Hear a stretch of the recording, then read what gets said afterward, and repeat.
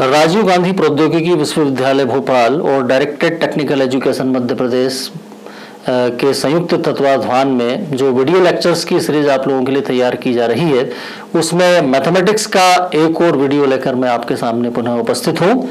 मेरे बारे में जैसा कि आप जानते हैं, मैं doctor Jitendra Dharan, lecturer mathematics, government women's polytechnic college Bhopal. मैंने आपको जो पहला वीडियो लेक्चर दिया था उसमें पूरा कोर्स कंटेंट आपको बताया था कि आपका कोर्स किस तरह से है। 5 यूनिट के अंदर आपका कोर्स डिवाइडेड है और 5 यूनिट के अंदर जो पहली यूनिट है वो हम यहाँ पे ले रहे हैं। और पहली यूनिट का जो नाम था वो था एल्जेब्रा एंड स्टैटिस्टिक्स। उसमें एल्जेब्रा वाला जो कंटेंट था, जो कि फैक्टोरियल नोटेशन से स्टार्ट किया था हमने, उसके बाद हमने 1 by 1 permutation, combination, then partial fraction और बाइनोमियल एक्सपांशन या बाइनोमियल थ्योरम, वो सारी चीजें हमने शुरू के जो वीडियो लेक्चर्स आपके सामने दिए थे उन सब में एक एक करके हम सब चीजों को कवर किया है। अब उस यूनिट का जो अगला पार्ट है स्टैटिस्टिक्स, वो आज हम यहाँ पे आपके सामने ला रहे हैं। तो आज आप जो जैसा कि स्लाइड के अंदर देख रहे हैं कि आज का जो टॉपिक है वो क्या है, data and measurement of central tendencies. चूंकि पार्ट स्टैटिस्टिक्स का है तो जब बात स्टैटिस्टिक्स की जाती है तो उसमें सबसे इंपॉर्टेंट टर्म होता है डेटा। डेटा जिसका हिंदी नाम क्या होता है, समंकी आंकड़े, और साथ में उसमें आ रहा है मेजरमेंट ऑफ सेंट्रल टेंडेंसीज, इसका मतलब होता है केंद्रीय प्रवृत्ति की मापें। जब स्टैटिस्टिक्स की बात की जाती है तो आपको कहीं ना कहीं तुरंत दिमाग में आपके आता है कि हमने कहीं ना कहीं 9th या 10th लेवल पे जो मैथ्स पढ़ा है उसमें हमने मीन, मीडियन या मॉड, माध्य, माध्यिका और बहुलक, ये सब चीजें कहीं ना कहीं आपने पढ़ी हैं, ठीक है ना। तो वही सब चीजें यहाँ पर दोबारा आ रही है, लेकिन वहां पे हो सकता है कि आपने बहुत ज्यादा डिटेल में ना पढ़ा हो। इसमें कई सारे अलग अलग चीजें हम देखेंगे, ठीक है ना। तो ये आज का हमारा टॉपिक है। और जैसा कि हमने बताया था कि यहाँ जो भी टॉपिक, जितने भी टॉपिक पढ़ाए जाते हैं उसके लिए कोई ना कोई कोर्स आउटकम होता है और साथ में कोई लर्निंग आउटकम होता है। तो आज का जो टॉपिक है हमारा, उसके लिए जो कोर्स आउटकम तय किया गया है वो कोर्स आउटकम है analyse the data by means of statistical process. इसका हिंदी मतलब है सांख्यिकीय पद्धतियों के द्वारा आंकड़ों का विश्लेषण करना, ठीक है ना। सांख्यिकीय पद्धतियों के द्वारा आंकड़ों का विश्लेषण करना। सांख्यिकीय पद्धतियां क्या होती है? सांख्यिकीय पद्धतियों का मतलब है कि कुछ न कुछ जो सेंट्रल टेंडेंसीज वाली टर्म होती है उनको फाइंड आउट करना, और उनको फाइंड आउट करने के बाद डेटा या आंकड़ों को एनालाइज करना, उनका विश्लेषण करना। और साथ में जो लर्निंग आउटकम है, लर्निंग आउटकम का मतलब क्या है कि आपके अंदर क्या कैपेबिलिटी डेवलप होने वाली है इस टॉपिक को पढ़ने के बाद। तो इस टॉपिक को जब आप पढ़ लेंगे तो सबसे पहली चीज तो आपको ये समझ में आ जाएगा कि डेटा या आंकड़ों या समंक का क्या मतलब होता है। यानी आप लोग बिल्कुल अच्छे से समझ जाएंगे, किसके बारे में आपकी अंडरस्टैंडिंग हो जाएगी, डेटा के बारे में। और साथ में interpretation on basis of central tendencies. चूंकि बात यहाँ पे जब इसके कोर्स आउटकम को देखा हमने, क्या है, स्टैटिस्टिकल प्रोसेस के द्वारा डेटा को एनालाइज करना। एनालाइज करेंगे, जब आप एनालाइज करते हैं तो उसके बाद क्या करते हैं, इंटरप्रिटेशन। इंटरप्रिटेशन का मतलब क्या है कि कुछ न कुछ वहां पे आपको व्याख्या करना काय के द्वारा, सेंट्रल टेंडेंसीज वाली टर्म के द्वारा। सेंट्रल टेंडेंसीज का मतलब क्या होता है, मीन, मीडियन, मॉड, उनको फाइंड आउट करना। और उनको फाइंड आउट करने के बाद जो भी आपके पास ग्रुप ऑफ डेटा है उसके बारे में कुछ न कुछ इंटरप्रिटेशन करना। तो ये लर्निंग आउटकम है। तो सबसे पहले हम आज आपको यहाँ पे ये बताएंगे कि डेटा या आंकड़ों का क्या मतलब होता है। तो डेटा की जब बात की जाए तो डेटा का मतलब तुरंत हमारे दिमाग में आता है कि कुछ वैल्यूज जो आपको दी जाती है, उन्हीं वैल्यूज को आप डेटा के रूप में लेते हैं। लेकिन वो वैल्यूज कैसी होती है, वो वैल्यूज अपने आप में क्या होनी चाहिए, मीनिंगफुल होनी चाहिए, उनका कोई स्पेसिफिक मीनिंग होना चाहिए, उनका कोई सार्थक अर्थ निकल के आना चाहिए। किसी पर्टिकुलर पर्पस से जो वैल्यूज लिखी जाती हैं या वैल्यूज को कलेक्ट किया जाता है उसको अपन क्या मान सकते हैं, डेटा मान सकते हैं। जैसे मान लीजिए बहुत सारे एग्जाम्पल आप ले सकते हैं। यहाँ पे मैंने 2 एग्जाम्पल आपके सामने स्लाइड में दिए हैं, आप देख भी रहे हैं। जिनमें से पहला एग्जाम्पल क्या है, पहला एग्जाम्पल है collection of marks in a particular subject of student of a particular class in a test. मान लीजिए किसी क्लास के अंदर स्टूडेंट्स का टेस्ट होता है किसी पर्टिकुलर सब्जेक्ट के लिए, और वो जो टेस्ट होता है उस टेस्ट में जितने भी बच्चे अपीयर होते हैं उनके अलग अलग मार्क्स आते हैं। जब उनके अलग अलग मार्क्स आते हैं, उन मार्क्स को हम जब नोट करते हैं या उन मार्क्स का जब हम कलेक्शन तैयार करते हैं तो वो अपने आप में क्या हो गया, डेटा हो गया। क्योंकि वो अपने आप में क्या है, मीनिंगफुल वैल्यूज हैं। कैसे मीनिंगफुल वैल्यूज है, क्योंकि उन वैल्यूज का मीनिंग क्या निकल के आ रहा है, उन वैल्यूज का मीनिंग ये निकल के आ रहा है कि वो जो वैल्यूज हैं वो किसी पर्टिकुलर टेस्ट के अंदर जो नंबर लाए हैं उनका कलेक्शन है। है ना, स्टूडेंट्स जो मार्क्स लेके आए हैं उनका कलेक्शन है, तो वो अपने आप में क्या हो जाएगा, डेटा हो जाएगा। उसी के बाद सेकंड एग्जांपल क्या लिया, collection of wages of labours. मान लीजिए किसी फैक्ट्री के अंदर कई सारे लेबर काम करते हैं, कई प्रकार की जो लेबर्स होती हैं वो वहाँ पे काम करती हैं, और उनकी जो वेजेस होती है, उनकी जो मजदूरी होती है, वो मजदूरी जो मिलती है, उन मजदूरी के अंदर उनको कितनी मजदूरी मिल रही है, कितने अलग अलग उन लोगों को पैसा दिया जा रहा है, उन वैल्यूज का जब नोट किया जाता है तो वो भी अपने आप में क्या हो जाएगा, एक प्रकार का कलेक्शन हो जाएगा, कलेक्शन ऑफ वैल्यूज हो जाएगा, और वो अपने आप में क्या होगा, डेटा होगा। ठीक है। अब जब बात डेटा की होती है, जब डेटा आपके पास आ जाता है, जो वैल्यूज हैं वो आप नोट कर लेते हैं, जैसे मैंने अभी आपको एग्जांपल दिया टेस्ट वाला, और टेस्ट के अंदर जो अलग अलग मार्क्स आए उन मार्क्स को आपने नोट कर लिया रोल नंबर वाइज। मान लीजिए 1 से 50 रोल नंबर वाले बच्चे थे, 50 बच्चों को अलग अलग मार्क्स आए, तो उनके रोल नंबर के सामने उनके मैंने मार्क्स नोट कर लिए, तो वो अपने आप में क्या हो गया, एक प्रकार का डेटा हो गया। वो डेटा जब कलेक्ट कर लिया तो उस डेटा को यहाँ पर जब हम अरेंज करेंगे, यानी किसी भी प्रॉब्लम को सॉल्व करने के पहले जब उस डेटा को अरेंज किया जाएगा, तो वो जो डेटा आपके पास होगा वो 3 अलग अलग प्रकार से अरेंज किया जा सकता है, 3 डिफरेंट फॉर्म में उनको अपन अरेंज कर सकते हैं। जैसा कि मैंने यहाँ पर लिखा है, data can be arranged in 3 different ways. तो वो कौन कौन से तरीके होते हैं, वो कौन कौन सी मेथड्स होती है, वो कौन कौन से पैटर्न होते हैं जिनमें हम डेटा को अरेंज करते हैं, वो आपके सामने यहाँ पे मैंने लिखे हैं। देखिए, पहला है इंडिविजुअल। पहला क्या है, इंडिविजुअल। दूसरा क्या है, डिस्क्रिट। और तीसरा क्या है, कंटिन्यूअस। इंडिविजुअल वर्ड का हिंदी नाम होता है व्यक्तिगत, डिस्क्रिट का मतलब होता है असतत, कंटिन्यूअस का मतलब होता है सतत। और जब इन सबकी बात की जाएगी तो इनमें एक नया टर्म आपको देखने को मिलेगा, और वो नया टर्म होगा फ्रीक्वेंसी। फ्रीक्वेंसी जिसका हिंदी नाम क्या होता है, आवृत्ति या बारंबारता। आप देखेंगे कि स्टैटिस्टिक्स की प्रॉब्लम में ये वर्ड आपको कई बार सुनने को मिलेगा, कई बार देखने को मिलेगा। फ्रीक्वेंसी या आवृत्ति वर्ड का मतलब होता है कि जो डेटा आपके सामने होते हैं उनके अंदर ये देखना कि कोई पर्टिकुलर डेटा कितनी बार रिपीट हुआ। जैसे फॉर एग्जांपल आपने देखा कि 50 स्टूडेंट किसी टेस्ट में अपीयर हुए, उनके अलग अलग मार्क्स आए। मान लीजिए रोल नंबर 1, रोल नंबर 2, ये 2 बच्चे ऐसे थे जिनके 20 नंबर का जो टेस्ट था, उस 20 नंबर के टेस्ट में 20 में से 8 नंबर आए। रोल नंबर 1 और रोल नंबर 2 इनको 8 नंबर आए। रोल नंबर जो आगे के मान लीजिए और रोल नंबर 5 लिया, उसके भी 8 नंबर आए। मान लीजिए रोल नंबर 11 लिया, उसके भी 8 मार्क्स आए। तो आप देख रहे हैं कि 20 में से 8 नंबर लाने वाला एक बच्चा नहीं है, बल्कि एक से ज्यादा बच्चे हैं जिनके सेम मार्क्स आए हैं, एक जैसे नंबर आए हैं। एक जैसे नंबर कई बच्चों के आ सकते हैं, ठीक है ना। तो 4 बच्चे ऐसे थे जिनके 8 नंबर आए। इसका मतलब क्या हुआ कि 8 जो है वो एक पर्टिकुलर वैल्यू हो गई, 8 एक पर्टिकुलर डेटा की वैल्यू हो गई, और वो कितने टाइम रिपीट हो रहा है, 4 टाइम्स रिपीट हो रहा है। मतलब उसकी फ्रीक्वेंसी कितनी हो गई, 4। तो एक डेटा की वैल्यू हो गई और दूसरी उसकी क्या हो गई, फ्रीक्वेंसी हो गई। तो इस प्रकार से फ्रीक्वेंसी वर्ड का मतलब ये होता है कि जो फ्रीक्वेंसी किसी वैल्यू के सामने लिखी जाती है वो ये बताती है कि वो डेटा कितनी बार रिपीट हो रहा है, ठीक है ना। जब बात हम इंडिविजुअल की करते हैं, व्यक्तिगत पैटर्न की करते हैं, ये डेटा को लिखने के, डेटा को अरेंज करने के अलग अलग तरीके हैं।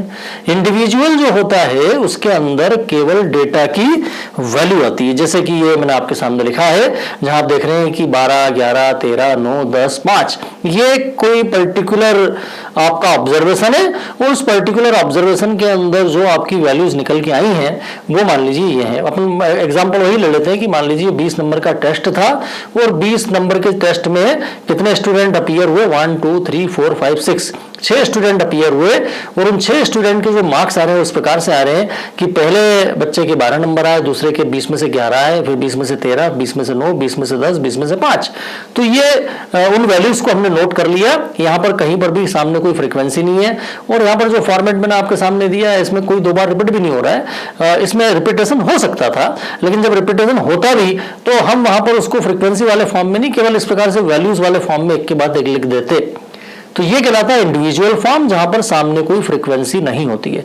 यहां पर ये वाली बात आपके दिमाग में होनी चाहिए कि इंडिविजुअल का मतलब ये नहीं है कि वहां पर रिपीटेशन अलाउड नहीं है। रिपीटेशन यहां पर भी होगा, लेकिन रिपीटेशन होगा भी तो उसको हम फ्रीक्वेंसी वाले फॉर्म में नहीं लिखेंगे, बल्कि एक के बाद एक वैल्यूज के फॉर्म में लिखेंगे। तो ये इंडिविजुअल फॉर्म कहलाता है। दूसरा होता है डिस्क्रिट। डिस्क्रिट जिसका हिंदी नाम है असतत। डिस्क्रिट या असतत का मतलब होता है यहां पर न केवल वैल्यूज होती है बल्कि सामने उनकी फ्रीक्वेंसी भी होती है। जैसा कि आप देख रहे हैं कि ये मैंने आपके सामने एक डिस्क्रिट फॉर्म वाला एग्जांपल दिया है। आप देख रहे हैं कि यहाँ पे x है पहले वाले रो में और दूसरे वाले रो में f है। x का मतलब है डेटा की वैल्यू और जो नीचे f लिखा है उसका मतलब है करस्पॉन्डिंग फ्रीक्वेंसी, ठीक है ना, उसकी आवृत्ति, उसकी बारंबारता। तो यहाँ पे डेटा की वैल्यूज क्या है, 5, 10, 15, 20, 25, 5, 10, 15, 20, 25, ये अलग अलग वैल्यूज हैं, ठीक है ना। 5 के सामने फ्रीक्वेंसी कितनी आ रही है, 5 के सामने फ्रीक्वेंसी आ रही है 9। 9 ये बताता है कि this particular data is repeating 9 times, कहीं पे ये 9 बार आ रहा है। अब आप देखो कि अगर मैं इसको इंडिविजुअल फॉर्म में लिखता तो मुझे 5 को कितनी बार, 5 वहां पर कितनी बार आता है, भले एक के बाद एक ना आए, लेकिन ओवरऑल उस ग्रुप के अंदर 5 कितनी बार आता है, 9 बार आता। और 10 कितनी बार आता है, 8 बार। 15 कितनी बार आता है, 13 बार। तो वो पूरा लिखने का जो तरीका होता है, आप मान के चलिए कि कॉपी का एक पूरा पेज भर जाता और तब जाके वो पूरा डेटा अरेंज होता। तो इंडिविजुअल फॉर्म थोड़ा सा लार्ज होता है।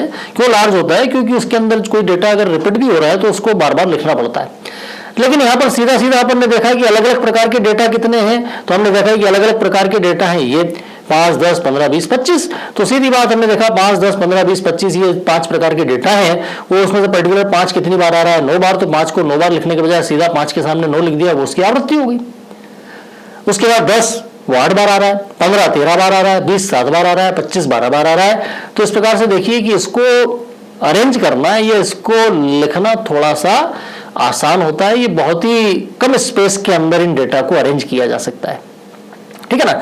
ये स्पेस कंज्यूमिंग होता है। जब इंडिविजुअल फॉर्म में इन्हीं डेटा को अगर अपन इंडिविजुअल फॉर्म में लिखते हैं तो ये काफी सारी जगह घेरता है। लेकिन जब डिस्क्रीट फॉर्म में लिखा तो आपने देखा कि बड़ी आसानी से उनको हमने अरेंज कर दिया, ठीक है ना। तो ये दो तरह के फॉर्मेट हुए, एक इंडिविजुअल जिसमें फ्रीक्वेंसी नहीं आती है, दूसरा डिस्क्रीट जिसमें फ्रीक्वेंसी आती है, और तीसरा वहां पर मैंने लिखा है कंटिन्यूअस। कंटिन्यूअस का मतलब होता है सतत। कंटिन्यूअस फॉर्म का मतलब होता है कि यहां पर जो डेटा होता है वो फ्रीक्वेंसी तो होती है यहां पर भी, जैसा कि डिस्क्रीट में फ्रीक्वेंसी होती है, कंटिन्यूअस या सतत में भी फ्रीक्वेंसी होती है, लेकिन डेटा को लिखने के पैटर्न में थोड़ा सा अंतर है। यहां डेटा की वैल्यू के सामने फ्रीक्वेंसी होती है और यहां पर डेटा वैल्यू के फॉर्म में नहीं बल्कि क्लासेस के फॉर्म में होता है। क्लासेस के फॉर्म में होने का मतलब क्या, देखिए यहाँ पे जो लिखा है मैंने, यहाँ पे x माने डेटा की वैल्यू थी और यहाँ पे क्लास के फॉर्म में और सामने फ्रीक्वेंसी है। क्लास का मतलब होता है हिंदी में वर्ग। यहाँ पे देखिए ये इसको इस तरीके से पढ़ा जाएगा 0 से 10, 0-10 लिखा है, लेकिन इसको क्या पढ़ेंगे 0 to 10। तो 0 to 10 is a particular class, ठीक है ना। और ये जो पर्टिकुलर क्लास है, इस पर्टिकुलर क्लास के अंदर केवल 0 नहीं आ रहा है, इसमें वो सारे डेटा आ रहे हैं जिनकी वैल्यू 0 और 10 के बीच में है। किसी डेटा की वैल्यू अगर मान लीजिए 8.91 है, ऐसा भी डेटा हो सकता है। जरूरी नहीं है कि डेटा आपका पूरा कंप्लीटली होल इंटीजर के फॉर्म में हो, होल नंबर के फॉर्म में हो, वो डेसिमल में भी हो सकता है। तो अगर मान लीजिए 8.91 आ रहा है किसी डेटा की वैल्यू, तो वो इस वाले क्लास के अंदर आएगा। यानी ये क्लास उन सभी वैल्यूज को कंटेन करेगी जो 0 या 0 से बड़ी है लेकिन 10 से छोटी है। 10 इसमें नहीं आएगा, 10 से छोटी वैल्यूज है ना। और अगली जो क्लास है 10 से 20, उसमें 10 आएगा, 10 से बड़ी सारी वैल्यूज आएंगी, लेकिन वो किससे छोटी होनी चाहिए, 20 से छोटी होनी चाहिए। या 10 से शुरू होकर 20 से पहले वाली जितनी भी वैल्यूज है वो सब इस क्लास के अंदर आएगी। और इसकी फ्रीक्वेंसी जैसा कि यहाँ पे 11 आ रही है, इसका क्या मतलब है, इसका मतलब है कि वे डेटा जिनकी वैल्यू 0 से लेके 10 तक है, 10 के पहले तक है, ऐसे डेटा कितने हैं 11। यानी in that particular group there are 11 data whose values lies in between 0 and 10, है ना। 0 और 10 के बीच में जिनकी वैल्यू आ रही है, ऐसे कितने डेटा हैं, ऐसी कितनी वैल्यूज हैं 11। तो ये इसकी फ्रीक्वेंसी का मतलब है। 10 से 20 की फ्रीक्वेंसी 9 आ रही है, इसका मतलब है कि डेटा की वैल्यू 10 और 20 की रेंज में आ रही है। 10 से 20 की जो रेंज है उस रेंज में कितने डेटा आ रहे हैं 9। तो ये इनकी फ्रीक्वेंसी का मतलब है। और इस प्रकार से जो फॉर्म आपको दिया जाता है ये कहलाता है कंटिन्यूअस फॉर्म। जनरली इस फॉर्म में क्लासेस के बीच में जो इंटरवल होता है वो यूनिफॉर्म होता है जनरली, बट ये जरूरी नहीं है, कंपलसरी नहीं है कि इंटरवल यूनिफॉर्म हो, ठीक है ना। इंटरवल जनरली यूनिफॉर्म होता है। तो यहाँ पे डिफरेंट क्लासेस है, 0 से 10, 10 से 20, 20 से 30, 30 से 40, ये 4 डिफरेंट क्लासेस हैं। अब मान लीजिए यहाँ पे डिस्क्रीट फॉर्म में इनको लिखा जाता, तो डिस्क्रीट फॉर्म में क्या होता है कि यहाँ तो 0 से 10 पूरी एक पर्टिकुलर क्लास हो गई, लेकिन 0 से 10 के बीच में काफी सारी वैल्यूज आ रही होंगी। ऐसी वैल्यूज भी आ रही हैं जो 1.2 है, 1 है, 2.3 है, 3.4 है ना, से लेके 10 तक 9.99 तक, है ना, 9.99 भी इसमें आएगा, 10 से छोटी सारी वैल्यूज इसमें आएगी। तो अलग अलग प्रकार के वहां पे डेटा हो सकते हैं, और ऐसे कितने डेटा निकल के आ रहे हैं 11। ये यहाँ पे इस प्रॉब्लम के अंदर निकल के आ रहा है कि 0 से 10 एक क्लास है, उसकी फ्रीक्वेंसी 11 है। तो ये 3 तरह के फॉर्म होते हैं, इंडिविजुअल, डिस्क्रीट और कंटिन्यूस। ये हमें समझना है। इंडिविजुअल में केवल डेटा की वैल्यू होती है, डिस्क्रीट में डेटा की वैल्यू और सामने फ्रीक्वेंसी होती है, कंटिन्यूस के अंदर भी फ्रीक्वेंसी होती है, लेकिन यहाँ डेटा क्लासेस वाले फॉर्म में होता है। तो ये 3 अलग अलग प्रकार के फॉर्मेट आपको देखने को मिलेंगे किसी भी स्टैटिस्टिक्स की प्रॉब्लम में। अब जब बात अपन ने की थी डेटा, तो डेटा हमें समझ में आ गया। डेटा के बाद में मैंने क्या कहा था कि इस टॉपिक को पढ़ने के बाद आप न केवल डेटा को समझ पाएंगे, तो डेटा का मीनिंग और डेटा के अलग अलग फॉर्म ये आप समझ चुके हैं। अब यहाँ पे आपको बता रहा हूं, जो मैंने सेंट्रल टेंडेंसीज की बात की थी, तो यहाँ पर हम देख रहे हैं कि 3 अलग अलग प्रकार की सेंट्रल टेंडेंसीज होती है, 3 अलग अलग प्रकार की केंद्रीय प्रवृत्तियां होती है, जिनको आपको कैलकुलेट करना होता है, ठीक है ना। और उन तीनों से अलग अलग टाइप के ऑब्जर्वेशंस निकलते हैं, अलग अलग प्रकार का एनालाइजेशन होता है, अलग अलग प्रकार का इंटरप्रिटेशन होता है, ठीक है। इसमें से एक होता है मीन, जिसको हिंदी में अपन क्या बोलते हैं, माध्य। दूसरा होता है मीडियन, जिसको हिंदी में कहा जाता है माध्यिका। और तीसरा होता है मॉड, जिसको हिंदी में क्या कहा जाता है, बहुलक।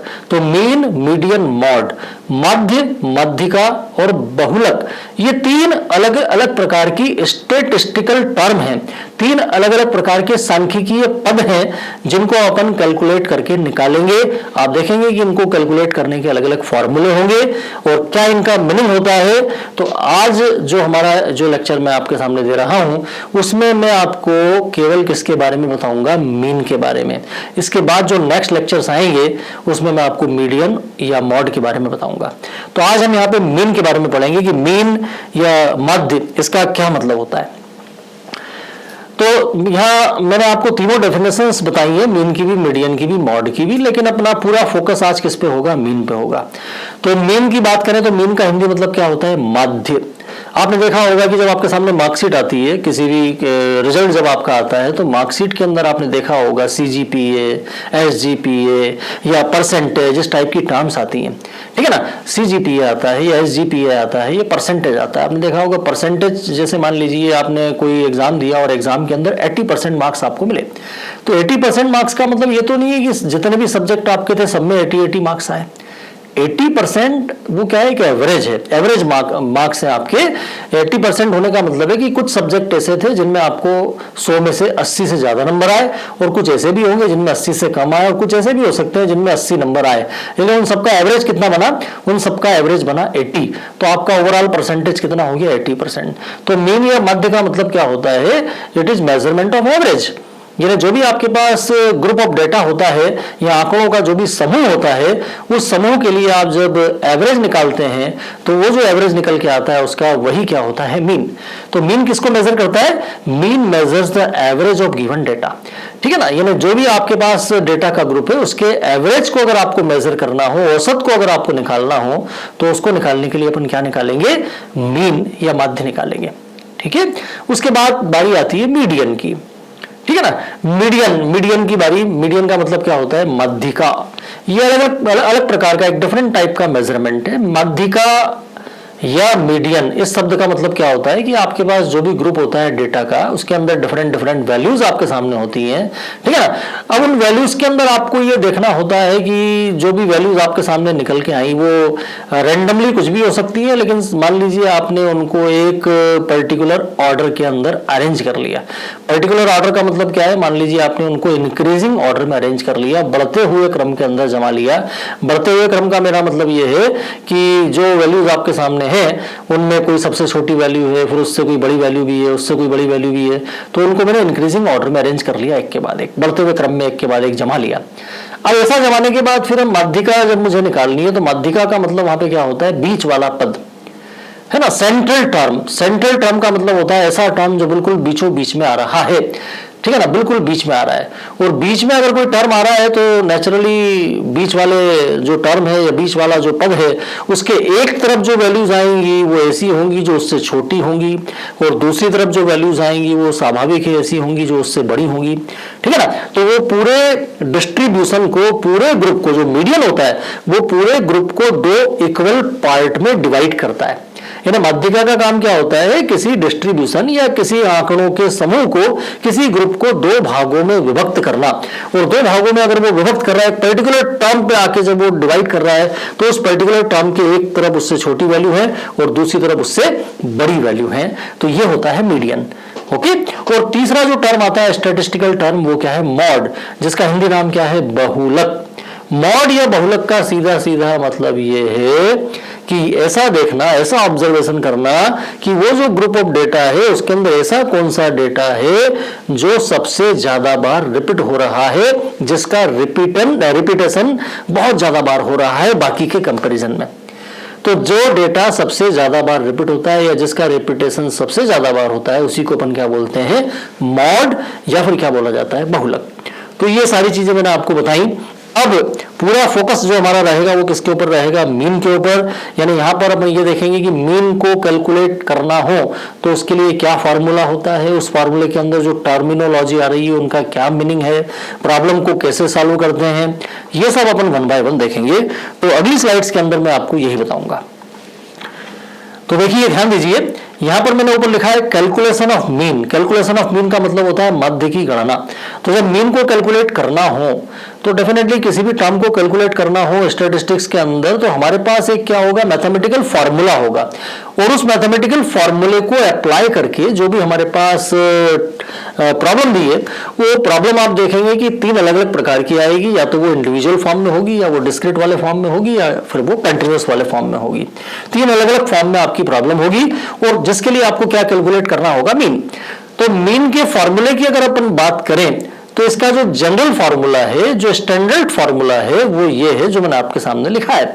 फार्मूला क्या लिखा है, mean equal to summation i equal to 1 to n then into bracket fi into xi whole divided by capital N। इस फार्मूले को देख के आप घबराइए नहीं, ठीक है ना, बड़ा सिंपल फार्मूला है। आप देख रहे हैं कि जनरली हमारे पास जो प्रॉब्लम होगी उसके अंदर डेटा की वैल्यू और सामने उसकी क्या होगी, फ्रीक्वेंसी होगी। अब आप कहेंगे कि ऐसा हर बार तो नहीं होगा, इंडिविजुअल फॉर्म में फ्रीक्वेंसी नहीं होती, अभी अपन उसके बारे में बाद में तय करेंगे। तो जनरली हमारे पास क्या होती है, डेटा की वैल्यू होती है और सामने उसकी फ्रीक्वेंसी होती है। तो डेटा की वैल्यू अलग अलग और नीचे फ्रीक्वेंसी है। तो आपको क्या करना है कि जो भी डेटा है उसको उसकी करस्पॉन्डिंग फ्रीक्वेंसी से मल्टीप्लाई कर देना है। मेरी बात समझ रहे हैं आप? देखिए कैसे, ये है, जैसे आप देख रहे हैं डेटा की वैल्यू है 5, ये x है और ये f उनकी फ्रीक्वेंसी है। तो मैं एक और इस प्रॉब्लम को जब सॉल्व करूंगा तो प्रॉब्लम को सॉल्व करने में मैं तीन अलग अलग कॉलम बनाऊंगा। एक कॉलम होगा जिसमें केवल x आएगा, दूसरा कॉलम होगा जिसमें f आएगा, और तीसरे वाले कॉलम में क्या आएगा, f इंटू एक्स, जहां पर f और x दोनों को मैं क्या करूंगा, मल्टीप्लाई कराऊंगा। तो f और x को जब मैं मल्टीप्लाई कराऊंगा, तीसरा कॉलम जो इनके आगे बनेगा उसमें पहली क्या आएगी वैल्यू, 5 और 9 को मल्टीप्लाई कराएंगे, कितना आ जाएगा, 45। इसी के बाद फिर 10 और 8 को मल्टीप्लाई कराया, फिर इनको मल्टीप्लाई कराया, फिर इनको मल्टीप्लाई कराया, फिर इनको मल्टीप्लाई कराया। तो ये मल्टीप्लाई करके जो कॉलम बनेगा, ये कॉलम क्या हो गया, fi into XI. fi into XI का मतलब होता है कि किसी वैल्यू और उसकी फ्रीक्वेंसी को आपस में मल्टीप्लाई करना। तो फ्रीक्वेंसी और वैल्यू को जब अपन आपस में मल्टीप्लाई कर देंगे तो उनका जो टोटल आएगा, समेशन मतलब उस वाले कॉलम का जो टोटल है वो अपने को निकाल लेना है, और वो जो टोटल आएगा वो यहां पर लिखा जाएगा, है ना, summation of f into x. It is actually क्या है, summation of f into x, है ना। ये आई देख के मत घबराइए, आई का मतलब तो क्या है कि अलग अलग वैल्यूज है ना, तो अलग अलग वैल्यूज को हम पहली वैल्यू, दूसरी वैल्यू, तीसरी वैल्यू, चौथी वैल्यू ऐसे नाम दे रहे। मान लीजिए मैंने आई इक्वल टू 1 to 5 लिखा, तो आई इक्वल टू 1 to 5 का मतलब क्या हो जाएगा कि वो जो आपको प्रॉब्लम दे रखी है उसमें 5 अलग अलग वैल्यूज है और उनके सामने उनकी फ्रीक्वेंसी है, तो उनको आपस में मल्टीप्लाई करना है, मल्टीप्लाई करके सबको जोड़ देना है, वो यहां पर आ जाएगा। और नीचे कैपिटल एन आ रहा है, इस कैपिटल एन का मतलब होता है कि जो भी फ्रीक्वेंसी है उन सभी फ्रीक्वेंसीज का टोटल, ठीक है ना, जैसे कि ये है। तो ये जो फ्रीक्वेंसी आ रही है, इन सभी फ्रीक्वेंसीज को जब हम जोड़ देंगे, इनको आपस में सम अप कर देंगे, फ्रीक्वेंसी का टोटल करेंगे, तो फ्रीक्वेंसी का जो टोटल होगा दैट इज कैपिटल एन। तो कैपिटल एन का मतलब क्या होता है, टोटल फ्रीक्वेंसी या कुल आवृत्ति यानी टोटल फ्रीक्वेंसी। ओके, तो ये फॉर्मूला है। ये जो फॉर्मूला होता है, इस फॉर्मूले के अलावा मीन को कैलकुलेट करने के दो अलग अलग मेथड या दो अलग अलग फॉर्मूले और भी होते हैं, लेकिन मेरा ये सजेशन है कि उन दोनों फॉर्मूलों के बजाय आप सारी प्रॉब्लम केवल इसी एक ही फॉर्मूले से करेंगे तो भी आपकी सॉल्व हो जाएगी और आपको ज्यादा याद नहीं रखना पड़ेगा। ठीक है ना, तो हमें केवल एक ही फॉर्मूला याद रखना चाहिए और इससे सारी की सारी प्रॉब्लम जो होती है वो सॉल्व हो जाती है, चाहे वो इंडिविजुअल वाली हो, चाहे वो डिस्क्रीट वाली हो, चाहे वो कंटिन्यूअस वाली हो। कैसे हम देखेंगे, ठीक है ना। ये मैंने लिखा है कि देयर आर 2 more मेथड्स। एक मेथड होती है शॉर्टकट मेथड, जिसका हिंदी नाम होता है लघु विधि, लघु विधि शॉर्टकट मेथड, और दूसरी होती है स्टेप डेविएशन मेथड या पद विचलन विधि, है ना। इसी फॉर्मूले को थोड़ा सा एक डिफरेंट फॉर्म के अंदर बनाया गया है और अलग तरीके से वहां पे कॉलम्स बनाने पड़ते हैं और इन मेथड्स को अप्लाई करेंगे, लेकिन फाइनल आंसर जो होता है, चाहे आप प्रॉब्लम को किसी भी मेथड से सॉल्व करें, आपका फाइनल आंसर सेम आता है, तो उससे कोई फर्क नहीं पड़ता। और एग्जाम में जब प्रॉब्लम आती है तो ऐसा नहीं दिया जाता है कि आप इस पर्टिकुलर मेथड को अप्लाई करके मीन निकालें या मीन को कैलकुलेट करें। सिंपली प्रॉब्लम ये आती है कि कैलकुलेट मीन या माध्य की गणना करो। तो माध्य की गणना करने के लिए आप कोई सा भी फॉर्मूला अप्लाई कर सकते हैं जो आपका मन करे। तो मेरा सजेशन ये है कि आप ये वाला फॉर्मूला अप्लाई करें, इस वाले फॉर्मूले को अप्लाई करके सारी की सारी प्रॉब्लम सॉल्व हो जाती है। कैसे, तो ये देखिए प्रॉब्लम का एक सेट मैंने आपके सामने दिया है, इसमें 3 अलग अलग टाइप की प्रॉब्लम आ रही है। देखिए 1 2 3 जो 3 प्रॉब्लम है, इसमें जो पहली प्रॉब्लम है, सभी प्रॉब्लम में आपको कैलकुलेट करना है मीन को। कैलकुलेट मीन, माध्य की गणना करो। अब देखिए पहले प्रॉब्लम के अंदर आप देख रहे हैं कि जो फॉर्म है डेटा का वो है इंडिविजुअल। क्यों इंडिविजुअल फॉर्म है? क्योंकि सामने उनके फ्रीक्वेंसी नहीं है, केवल डेटा की वैल्यू भर दी गई है। तो ये एक प्रकार से इंडिविजुअल फॉर्म वाली प्रॉब्लम है। दूसरी वाली जो प्रॉब्लम है वो है डिस्क्रीट टाइप की प्रॉब्लम। डिस्क्रीट टाइप की प्रॉब्लम क्यों है? क्योंकि यहाँ पर न केवल डेटा की वैल्यू है बल्कि करस्पॉन्डिंग फ्रीक्वेंसी भी आपको दे रखी है। ये डेटा की अलग अलग वैल्यूज है और उनके सामने अलग अलग फ्रीक्वेंसी है, तो ये डिस्क्रीट फॉर्म वाला प्रॉब्लम है। तीसरा जो प्रॉब्लम है वो प्रॉब्लम कैसा है? कंटिन्यूअस फॉर्म वाला। कंटिन्यूअस फॉर्म वाला क्यों है? क्योंकि उसमें डिफरेंट क्लासेस दे रखी हैं, अलग अलग क्लास आपके सामने आ रही है और क्लास के सामने कुछ ना कुछ फ्रीक्वेंसी आ रही है। तो क्लासेस एंड करस्पॉन्डिंग फ्रीक्वेंसीज ये इसके अंदर आ रही है। तो ये कौन सा फॉर्म है? कंटिन्यूअस फॉर्म है। तो इन 3 अलग अलग टाइप की प्रॉब्लम आपको स्टैटिस्टिक्स के अंदर देखने को मिलेगी। अब इनको कैसे सॉल्व किया जाता है वो हम यहाँ पर देखेंगे एक एक करके। देखिए पहला प्रॉब्लम जो आपको इंडिविजुअल टाइप का प्रॉब्लम था उसको मैंने सॉल्व करके बताया है और इस टाइप के मैंने 2 प्रॉब्लम आपके सामने दिए हैं और दोनों ही के अंदर अपन क्या कैलकुलेट कर रहे हैं? मीन। बहुत सिंपल है मीन इसको में कैलकुलेट करना। आप देख रहे हैं प्रॉब्लम ये दिया है calculate mean for following data और यहाँ पर डाटा की अलग अलग वैल्यूज दे रखी है 15, 25, 30, 10, 18, 28 ये डिफरेंट वैल्यूज है। तो ये अपने आप में एक प्रकार का इंडिविजुअल फॉर्म है जो कि हम आसानी से देख सकते हैं क्योंकि इसमें सामने फ्रीक्वेंसी नहीं दे रखी है। अब मीन मुझे निकालना है। अब मैंने आपको जो मीन का फॉर्मूला क्या बताया? तो मीन का फॉर्मूला मैंने बताया ये f इंटू एक्स यानी f और x को मल्टीप्लाई करना है और f और x को मल्टीप्लाई करके उनका सम लेना है। जबकि यहाँ पे फ्रीक्वेंसी है ही नहीं, तो ये फ्रीक्वेंसी नहीं है, डेटा की केवल वैल्यू है। तो यहाँ से अपन fi या f को रिमूव कर देंगे और f को रिमूव कर देंगे तो f को रिमूव करने के बाद हमारे पास क्या बचेगा? f को रिमूव करने के बाद हमारे पास बचेगा समेशन x। समेशन x का मतलब क्या हो जाएगा? समेशन x का मतलब हो जाएगा कि जो भी वैल्यूज आपको दे रखी है उन सभी वैल्यूज को आपको सम करना है, उन सबका टोटल करना है। Because corresponding frequencies are not given, only values are given. तो जितनी भी वैल्यूज हैं उन सबको हम ऐड कर देंगे, उन सबका हम टोटल कर लेंगे। तो मीन का फॉर्मूला थोड़ा सा चेंज हो जाएगा और वो क्या हो जाएगा? समेशन x यानी वैल्यूज का सम डिवाइडेड बाय, मैंने कैपिटल n की जगह स्मॉल n कर दिया है क्योंकि यहाँ पे कैपिटल n का मतलब अपन जनरली क्या मानते हैं? सम ऑफ ऑल फ्रीक्वेंसीज। यहाँ पर फ्रीक्वेंसी है ही नहीं तो यहाँ पे मैंने n ले लिया स्मॉल, और स्मॉल n का मतलब यहाँ पे क्या है? Number of terms. तो how many terms are given in this problem? तो आप देख रहे हैं टोटल नंबर ऑफ टर्म्स कितनी? 1 2 3 4 5 6। तो 6 टर्म्स हैं तो यहाँ पर n की जगह क्या आ जाएगा? 6 आ जाएगा। और समेशन x का मतलब है सम ऑफ ऑल वैल्यूज। तो जितनी भी वैल्यूज हैं उन सभी वैल्यूज को जब हम ऐड करेंगे 15, 25, 30, 10, 18, 28, तो इन सबको ऐड करने के बाद हमारे पास टोटल कितना आएगा? 126। ये आप आसानी से कैलकुलेट कर सकते हैं। और नीचे मैंने 6 लिखा है। 6 का मतलब यहाँ पे क्या है? Number of values. तो 126 को जब 6 से डिवाइड करेंगे तो डिवाइड करने के बाद हमारे पास आ जाएगा 21। ये इसका आंसर होगा, ये मीन होगा। तो बड़ी आसानी से मीन निकाल सकते हैं। ऐसे ही सेकंड वाला जो प्रॉब्लम है वो भी कर सकते हैं, उसमें भी मीन निकालने को कहा है, इंडिविजुअल फॉर्म है, मीन निकालना है तो फार्मूला वही आपको अप्लाई करना पड़ेगा, summation x by n. Summation x का मतलब है वैल्यूज का टोटल और डिवाइडेड बाय, यहाँ पे एन की जगह 8 आया क्योंकि एन का मतलब है नंबर ऑफ गिवन वैल्यूज। तो how many values are given in this problem, तो 1 2 3 4 5 6 7 8, तो यहाँ पर 8 आ गया और इन सबका सम आया 87। तो 87 को जब मैंने 8 से डिवाइड करा तो आंसर मेरा आ गया 10.87, ये मीन आ जाता है। तो इंडिविजुअल फॉर्म में मीन निकालने की ये मेथड हो गए। तो अगला जो प्रॉब्लम का सेट आ रहा है उसमें भी आपको मीन कैलकुलेट करना है, लेकिन यहाँ प्रॉब्लम थोड़ा डिफरेंट टाइप का है। प्रॉब्लम देखिए आपके सामने जो आ रहा है वो डिस्क्रीट वाले फॉर्मेट के अंदर है। डिस्क्रीट फॉर्म क्या होता है ये मैं आपको समझा चुका हूं, जिसमें मैंने आपको बताया था कि डेटा की वैल्यू होती है और सामने फ्रीक्वेंसी भी होती है। जब इस टाइप की प्रॉब्लम को सॉल्व करना हो और मीन कैलकुलेट करना है तो सबसे पहले स्टैटिस्टिक्स की कोई भी प्रॉब्लम जब डिस्क्रीट वाले फॉर्म में आपको दी जाती है और उस प्रॉब्लम के अंदर किसी भी स्टैटिस्टिकल टर्म को निकालना है तो सबसे पहले आपको क्या बनानी पड़ती है, टेबल बनानी पड़ती है। तो फॉर्मेशन ऑफ टेबल जो होगा वो कैसे होगा, उसमें कौन कौन से कॉलम आएंगे, ये समझना हमारे लिए बहुत जरूरी है। तो आप देख रहे हैं कि यहाँ पर सबसे पहले मैं फॉर्मूला लिखूंगा, फॉर्मूले को ध्यान में रख के यहाँ पर मैं टेबल को बनाऊंगा। फॉर्मूला मीन का क्या है, summation i equal to 1 to n fi xi divided by capital N। आप देखिए यहाँ पे टोटल किस बात का आ रहा है, टोटल किसका आ रहा है, तो यहाँ पे जो टोटल हमें निकालना है वो किसका निकालना है, f इंटू एक्स का, यानी फ्रीक्वेंसी और डेटा की वैल्यू के प्रोडक्ट का सम मुझे निकालना है। तो इस बात को ध्यान में रख के मैं देखिए कि कॉलम बना रहा हूं, पहला वाला कॉलम एक्स का जो आपको दे रखा है, एफ ये भी आपको दे रखा है, तो एक्स लिखा, एफ लिखा, और उसके साइड में एक तीसरा कॉलम मैंने और बनाया है और वो तीसरा कॉलम क्या है, एफ इंटू एक्स, यानी एफ और एक्स को मल्टीप्लाई कर देना है। इसके बाद किसी और कॉलम की जरूरत नहीं है क्योंकि फॉर्मूले में हमें टोटल किसका निकालना है, तो हमें टोटल केवल एफ इंटू एक्स का निकालना है और कैपिटल एन का मतलब होता है फ्रीक्वेंसी का टोटल, वो तो सारी फ्रीक्वेंसी को आप जब ऐड करेंगे तो निकल के आ जाएगा। तो और किसी कॉलम को बनाने की जरूरत नहीं है क्योंकि टोटल हमें केवल एफ इंटू एक्स का ही चाहिए। तो यहाँ पे एक्स आ गया, एफ आ गया, एफ इंटू एक्स आ गया।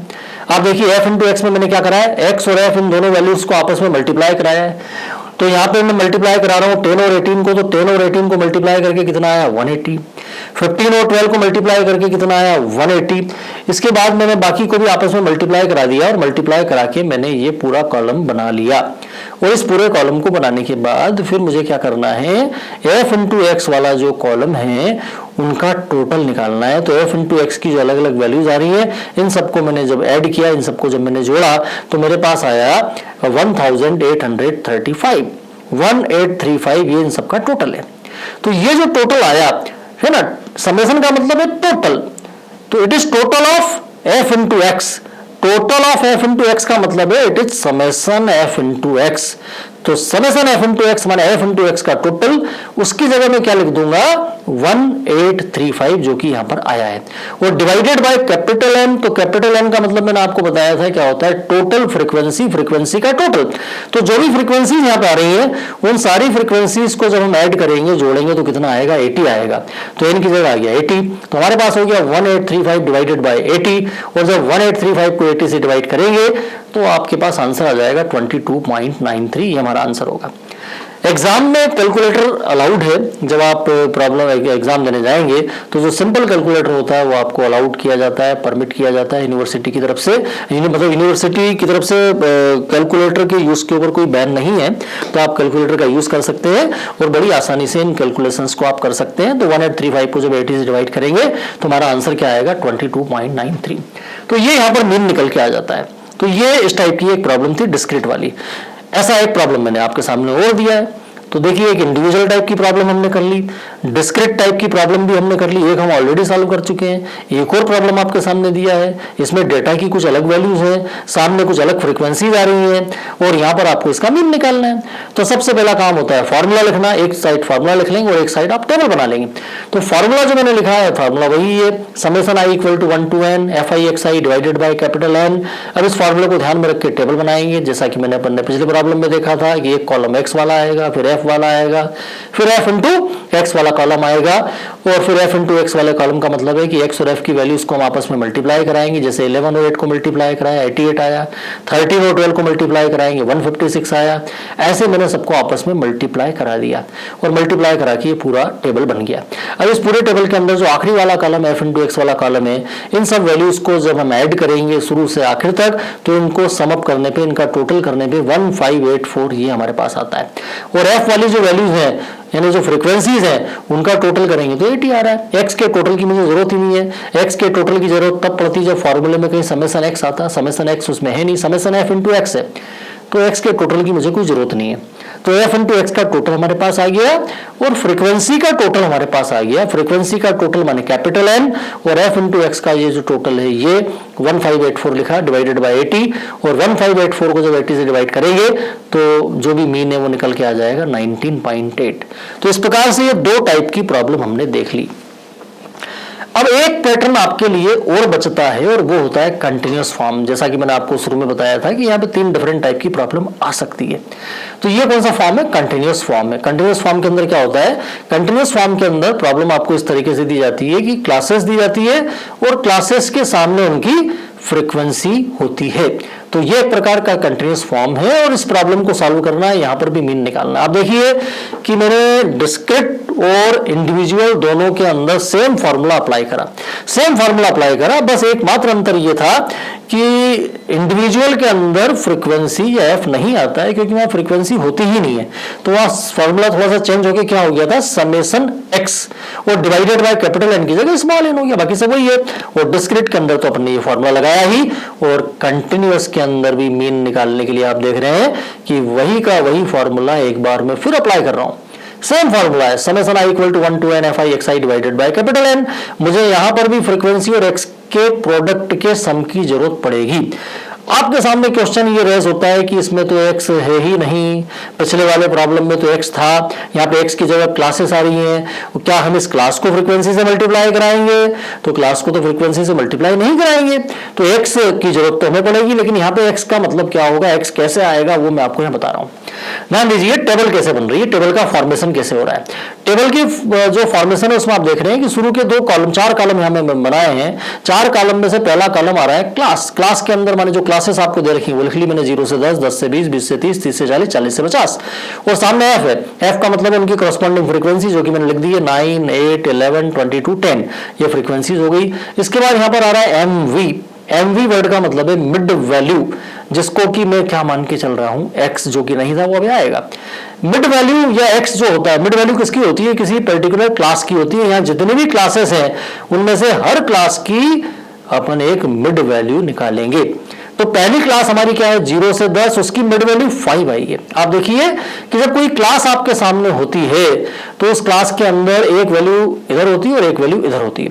0 से 10, तो 0 से 10 में से जो 0 आ रहा है उसको बोलते हैं उस क्लास की लोअर लिमिट, और जो 10 आ रहा है उसको बोलते हैं उस क्लास की अपर लिमिट। ये सारी टर्म आपको पता होनी चाहिए। 0 का मतलब है निम्न सीमा और 10 का मतलब है उच्च सीमा, लोअर लिमिट अपर लिमिट। ऐसे अगली क्लास है 10 से 20, इसकी लोअर लिमिट कितनी है 10, अपर लिमिट कितनी है 20। नेक्स्ट क्लास है 20 to 30, इसके लिए लोअर लिमिट कितनी है 20, अपर लिमिट कितनी है 30। तो ऐसे हर क्लास की कोई लोअर लिमिट है, कोई अपर लिमिट है।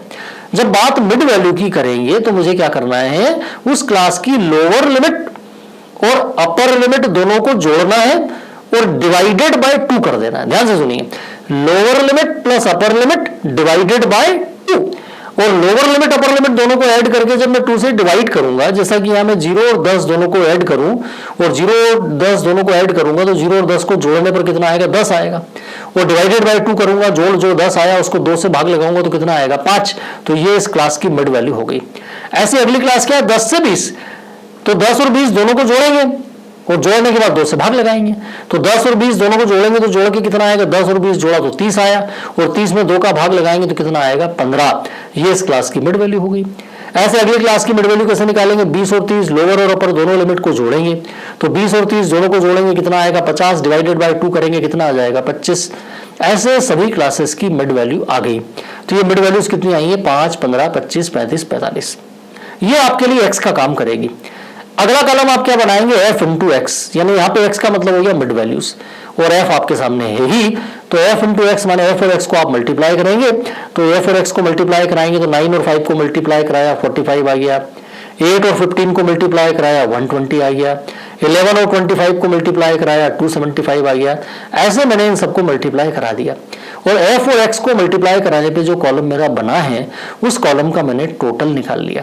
तो एफ इंटू एक्स का जो टोटल आया वो कितना आया 1660 ये जो टोटल आ रहा है 1660 ये हो गया summation of F into x. Summation of F into x का मतलब क्या हो गया एफ इंटू एक्स का टोटल, क्योंकि फॉर्मूला क्या है समेशन एफ इंटू एक्स है, एफ इंटू एक्स के टोटल की मुझे जरूरत है। तो आप देख रहे हैं कि समेशन एफ इंटू एक्स या एफ इंटू एक्स के टोटल की जगह मैं क्या लिख दूंगा 1660 ये, and divided by capital N. तो कैपिटल एन का मतलब होता है टोटल ऑफ फ्रीक्वेंसी, तो जितनी भी फ्रीक्वेंसीज है उनका जब हम टोटल करेंगे तो 9, 8, 11, 22, 10 इन सबको टोटल करने पे 60 आ रहा है, तो 60 यहां पर हो गया कैपिटल एन है ना, फ्रीक्वेंसीज का टोटल। तो 1660 डिवाइडेड बाय 60 और 1660 को जब 60 से डिवाइड करेंगे तो मेरे पास कितना आ जाएगा 27.66। ये यहां पर क्या हो गया मीन हो गया। तो इस प्रकार से ये हमने मीन कैलकुलेट कर लिया कंटिन्यूअस फॉर्म वाली प्रॉब्लम के लिए। एक प्रॉब्लम लास्ट मैंने आपके सामने और दिया है, मैंने हर टाइप की दो प्रॉब्लम आपको कराई है, बाकी आप प्रैक्टिस करेंगे है ना। जो भी आपकी बुक होती है उस बुक के अंदर से जब आप प्रॉब्लम को लेकर सॉल्व करेंगे तो आप देखेंगे कि इन 3 कैटेगरी में ही प्रॉब्लम आएगी हर बार और आपको वहां पर मीन निकालना होगा। तो अगला जो प्रॉब्लम मैंने यहाँ पे दिया है उसमें क्लासेस थोड़ी सी मैंने बदल दी हैं। यहाँ पिछले वाले प्रॉब्लम में क्लास क्या थी 0 से 10, 10 से 20, 20 से 30, 30 से 40, 40 से 50 ऐसी थी, जबकि इसमें क्लास क्या है 0 से 5, 5 से 10, 10 से 15, 15 से 20, 20 से 25। जनरली पहली क्लास जहाँ पे खत्म होती है दूसरी वहीं से शुरू होती है। तो 0 से 5, 5 से 10, 10 से 15, 15 से 20, 20 से 25 ये क्लासेस है और इन क्लासेस के बीच में जो इंटरवल है जो गैप है वो कितना है 5, 5 का है और पिछले प्रॉब्लम में जो गैप था वो कितना कितना था 10, 10 का था। ठीक है, तो यहाँ पर फ्रीक्वेंसी है इनकी प्रॉब्लम में, मीन आपको कैलकुलेट करना है। मीन के लिए सबसे पहला काम मेरा वही रहेगा, सबसे पहले मैं फॉर्मूला लिखूंगा। मैंने आपको बताया था कि एक ही फॉर्मूले से सारा काम हो जाता है, तो हम बाकी फॉर्मूले क्यों याद रखें। तो मैंने यहाँ पे मीन का फॉर्मूला लिखा समेशन एफ आई एक्स आई और डिवाइडेड बाय कैपिटल एन। तो समेशन एफ आई एक्स आई या summation f into x, generally आप एफ आई एक्स आई न लिखें तो आप ये आई इक्वल टू 1 to n को हटाकर एफ आई एक्स आई हटाकर इसकी जगह केवल क्या लिख सकते हैं समेशन एफ इंटू एक्स ऐसा भी लिख सकते हैं। तो समेशन एफ इंटू एक्स का मतलब है एफ इंटू एक्स का टोटल। तो वही टेबल का फॉर्मेशन होगा। टेबल में सबसे पहला कॉलम क्या आ रहा है क्लास, उसके सामने क्या आ रहा है एफ आ रहा है, क्लासेस आपकी दे रखी है 0 से 5, 5 से 10 ये सारी क्लासेस मैंने लिख दी, फ्रीक्वेंसी जो आपको दे रखी थी वो लिख दी। अगला कॉलम इसमें बनेगा एमवी यानी मिड वैल्यू। डिस्क्रिट के अंदर ये वाले कॉलम की जरूरत नहीं पड़ती है क्योंकि वहां पे एक्स और एफ आपको डायरेक्टली दिए जाते हैं, तो केवल आपका एक ही कॉलम आता है एफ इंटू एक्स वाला, जबकि यहाँ पर एक नया कॉलम बढ़ जाता है मिड वैल्यू। मिड वैल्यू का मतलब क्या, जैसा कि अभी मैंने आपको बताया कि किसी भी क्लास की मिड वैल्यू का मतलब होता है उस क्लास की लोअर लिमिट और अपर लिमिट दोनों को ऐड करके डिवाइडेड बाय 2 कर दें। 0 से 5 ये जो क्लास है इसकी लोअर लिमिट 0 है, अपर लिमिट 5 है, दोनों को जोड़ेंगे 0 और 5 को जोड़ेंगे 5 आएगा, उसको 2 से भाग लगाएंगे कितना आएगा 2.5, तो ये मिड वैल्यू आ गई। 5 और 10 को जोड़ा 15, 15 में 2 का भाग लगाया 7.5, 10 और 15 25, 25 में 2 का भाग लगाया 12.5, 15 और 20 दोनों को जोड़ा 35, 35 आया, 2 का भाग लगाया 17.5, 17.5 आ गया, फिर 22.5 आ जाएगा ऐसे ही। तो ये मिड वैल्यूज आ गई, ठीक है ना, एक्स हो गया। अब आपका अगला कॉलम क्या आएगा एफ इंटू एक्स, यहाँ पर एक्स और एफ को मल्टीप्लाई करना है, तो आप यहाँ पर 19 और 2.5 दोनों को मल्टीप्लाई करेंगे तो 19 और 2.5 को मल्टीप्लाई कराने पे 47.5 आएगा। फिर 18 और 7.5 को मल्टीप्लाई कराएंगे तो 135.0 आएगा। 11 और 12.5 को मल्टीप्लाई कराएंगे तो 137.5 आएगा। यहाँ पे 135 को भी मैंने पॉइंट वाले फॉर्म में लिख दिया है क्योंकि कुछ वैल्यू पॉइंट में आ रही है, कुछ में डेसिमल के बाद कोई वैल्यू नहीं आ रही है, तो यहाँ पे थोड़ा सा टोटल करने में दिक्कत ना रहे इसलिए आप सभी को पॉइंट, जिनमें पॉइंट के बाद नहीं आता है उनको 0.0 लिख दीजिए। ऐसे मैंने इन सब वैल्यूज को लिख दिया, मल्टीप्लाई करा दिया, ये आया। अब एफ इंटू एक्स की जो डिफरेंट वैल्यूज आई हैं इन डिफरेंट वैल्यूज को मुझे क्या करना है जोड़ देना है, इन सबका टोटल करना है। तो इन सबको टोटल करने के बाद जोड़ने के बाद मेरे पास 930 आया। तो ये जो 930 बन रहा है ये हो गया समेशन एफ इंटू एक्स माने एफ इंटू एक्स का टोटल और डिवाइडेड बाय कैपिटल एन। तो कैपिटल एन का मतलब होता है फ्रीक्वेंसीज का टोटल। यहाँ पर भी फ्रीक्वेंसीज जो रखी गई है इस प्रकार से कि सबको ऐड करने पे 80 आ रहा है तो डिवाइडेड बाय 80 और 930 को 80 से डिवाइड कर रहे हैं तो कितना आ रहा है 11.625। ये यहाँ पर क्या हो जाता है, मीन हो जाता है। इस प्रकार से मैंने मीन को कैलकुलेट कर लिया। तो आप देख रहे हैं कि आज का जो लेक्चर मैंने आपको दिया या आज के लेक्चर के अंदर मैंने जो आपको बताया उसमें हमने स्टैटिस्टिक्स की जो शुरुआती बातें होती है सबसे पहले वो समझिए कि सांख्यिकी के अंदर सबसे इंपॉर्टेंट टर्म डेटा होता है, डेटा का क्या मीनिंग होता है। फिर हमने देखा कि डेटा को कितने टाइप से अरेंज कर सकते हैं, तो 3 टाइप आपने देखे, इंडिविजुअल, डिस्क्रीट और कंटिन्यूअस। तीनों पैटर्न क्या होते हैं वो अपन ने देखा।